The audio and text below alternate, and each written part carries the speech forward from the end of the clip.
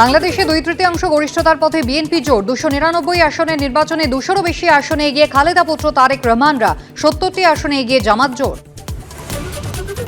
রাজ্যের দেওয়া 8,505 অফিসারের মধ্যে 6,000-এর তথ্য এসেছে, তাদের মধ্যে 500 জন কাজ করছেন এই আরও হিসাবে খতিয়ে দেখছে কমিশন, নিয়োগ জট অব্যাহত। ভাঙড়ে বিডিও অফিসে ডেকে মাইক্রো অবজারভারদের হুমকি, অভিযোগ খতিয়ে দেখছে কমিশন, প্রতিক্রিয়া মেলেনি অভিযুক্ত তৃণমূল ব্লক সভাপতি শাহজাহান মোল্লার। অনুব্রত চন্দ্রনাথকে বিজেপির হয়ে ভোট করার পরামর্শ সৌমিত্র খান। এইবার সনাতনী ধারে কাজ করুন। ছাগলে কি না খায়, পাগলে কি না বলে, তো কেষ্টতা দিয়ে দিয়েছে।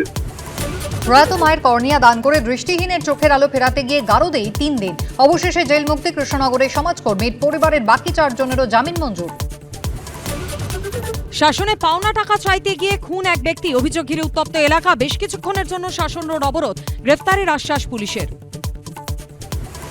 বিপুল আসন নিয়ে বাংলাদেশে মসনদে বসছে বিএনপি, নতুন সরকারের আমলে ভারতের সঙ্গে হবে সুসম্পর্ক, সুরক্ষিত থাকবে হিন্দুরা।